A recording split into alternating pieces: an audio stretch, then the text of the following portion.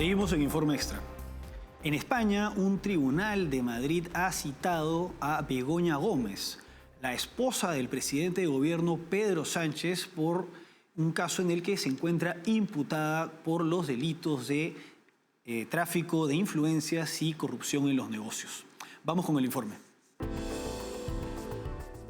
En España, un tribunal de Madrid ha citado a declarar el próximo 5 de julio a Begoña Gómez, esposa del presidente del gobierno español, Pedro Sánchez, en el marco de una investigación por presunta corrupción. Esta decisión sigue la reciente negativa de la justicia de cerrar la investigación, como había solicitado la Fiscalía al no encontrar elementos suficientes para continuarla. Sin embargo, el tribunal madrileño consideró que existen indicios acerca de la presunta comisión de un hecho delictivo, autorizando así la continuación de las pesquisas. Las investigaciones se centran en las adjudicaciones obtenidas por el empresario Carlos Barrabés, quien también había sido citado a declarar, pero ha solicitado un aplazamiento por motivos de salud. Barrabés es considerado un testigo clave, dado que fue el organizador del máster de transformación social competitiva en la Universidad Complutense dirigido por Gómez. El juez Juan Carlos Peinado intenta esclarecer si Begoña Gómez, aprovechando su posición como esposa del presidente del gobierno, utilizó su influencia para favorecer a ciertas empresas en la obtención de contratos públicos. Además, investiga si estas empresas, a cambio, apoyaron su desarrollo profesional. La secretaria general del Partido Popular, Concepción Gamarra, criticó duramente en la red social X, subrayando que no hay cortina de humo que pueda ocultar la implicación de Gómez, acusándola de firmar cartas de recomendación para favorecer a empresarios amigos en la adjudicación de contratos públicos. Este caso plantea serias preguntas sobre la integridad y la transparencia en las adjudicaciones de contratos públicos en el gobierno del socialista Pedro Sánchez y si existe un uso indebido de influencias al más alto nivel del Poder Ejecutivo. El magistrado Juan Carlos Peinado, titular del 41º Juzgado de Instrucción de Madrid, ha citado a la esposa del presidente Pedro Sánchez, Begoña Gómez, a declarar el próximo 5 de julio en calidad de imputada por los delitos de tráfico de influencias y corrupción en los negocios. Esto es algo bastante grave para la figura, pues, del actual mandatario español y compromete bastante a su figura política en un contexto de polarización en el país. Ahora bien, hay que explicar el caso para entender claramente de qué y por qué se está acusando a Begoña Gómez. Para ello tenemos que retroceder al año 2020, año en que el empresario Carlos Barrabés ayudó a Begoña Gómez a montar un máster en la Universidad Complutense de Madrid, el máster denominado Máster en Transformación Social y Competitiva, en el que la propia Begoña Gómez empezó a dictar clases a pesar de no contar con un título universitario. A raíz de esta ayuda, Begoña Gómez habría retribuido el apoyo a este empresario. ¿A través de qué? A través de la firma de una carta de recomendación que permitió a Carlos Barrabés obtener contratos con el Estado. Contratos que le habrían permitido ganar más de 10 millones de euros. Concretamente, con la empresa del Estado llamada Red-S, que es una empresa estatal encargada de promover el uso de las tecnologías de la información y la comunicación entre los españoles. Ahora bien, concretamente, ¿qué es lo que señala el auto del juez Peinado? Señala lo siguiente, y cito: de la documentación unida a la denuncia, resulta que la consultoría denominada Innova Next, Sociedad Limitada Unipersonal, del grupo que dirige el empresario Carlos Barrabés, en agosto del 2021 obtuvo 2 lotes de contratos de la empresa pública Red-S por el valor de 5.800.000 euros, ganando a ofertas económicas más atractivas. Al parecer, la denunciada Begoña Gómez Fernández recomendó su contratación por carta. El citado empresario en junio del 2021 obtuvo otro lote de contratos para su unión temporal de empresas formada por Innova Next y la Escuela de Negocios de Bailey. de la citada empresa pública Red S, ganando 4 ofertas más económicas y logrando 4.400.000 euros de fondos europeos con la misma recomendación de Begoña Gómez.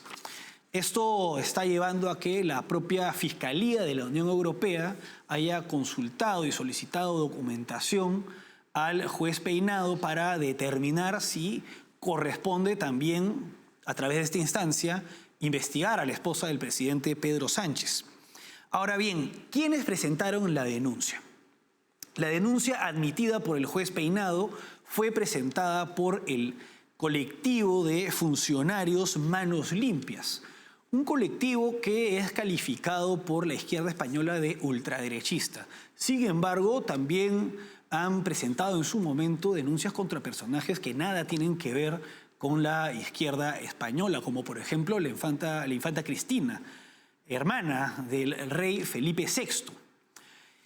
Por otra parte, esta denuncia de Manos Limpias se fundamenta en investigaciones periodísticas de diversos medios de comunicación, entre los que figuran Libertad Digital, El Confidencial, Voz Populi, Es Diario y The Objective.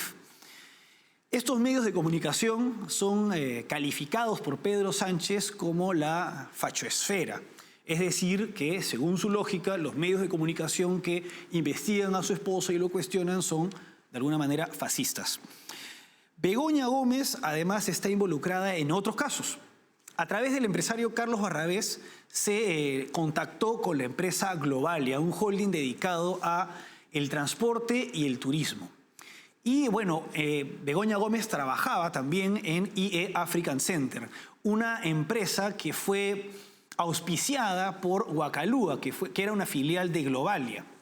Y bueno, ha trascendido que mientras Begoña Gómez era directora del African Center, Globalia y los Hidalgo, que eran los principales accionistas de esta empresa, auspiciaban anualmente al African Center con 191.000 euros anuales, cifra que se ha reducido a 2.000 euros anuales una vez que Begoña Gómez salió del African Center. Meses después, o en el contexto en el que ella era directora del African Center, se reunió con Víctor de Aldama, quien es el principal involucrado en el caso Coldo, este caso de corrupción que ha involucrado a importantes personajes del PSOE y que ha generado bastantes cuestionamientos al gobierno de Pedro Sánchez, y también se reunió con Javier Hidalgo, que es el segundo mayor accionista de Globalia y también el director de este holding.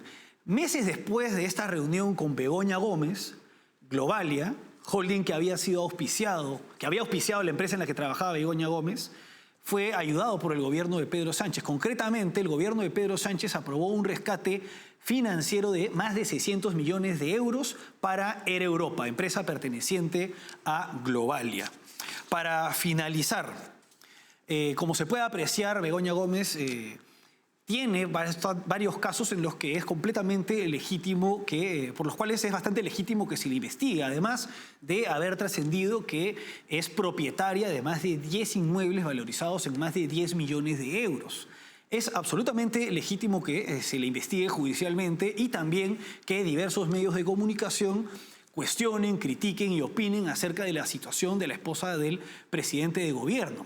Lo que es bastante cuestionable es que éste haya asumido un discurso absolutamente populista que remite al de los mandatarios antidemocráticos del socialismo del siglo XXI, estos dictadores hispanoamericanos, en los que califica pues de ser fascistas y ser de ultraderecha a quienes lo cuestionan. Un discurso que es el mismo de los aliados que están dentro de su gobierno. Me refiero concretamente a la izquierda de esta coalición llamada Sumar, liderada por Yolanda Díaz, que sostienen y apoyan y son parte del gobierno de Pedro Sánchez. Bueno, Pedro Sánchez ha asumido un discurso, un relato en el que los cuestionamientos contra su esposa significan pues un ataque de la fachoesfera y de la ultraderecha, y ante todo ello, esto es algo bastante preocupante, ha hablado de la necesidad de regenerar la democracia en España, e incluso ministros suyos y gente vinculada a su gobierno habla de la necesidad de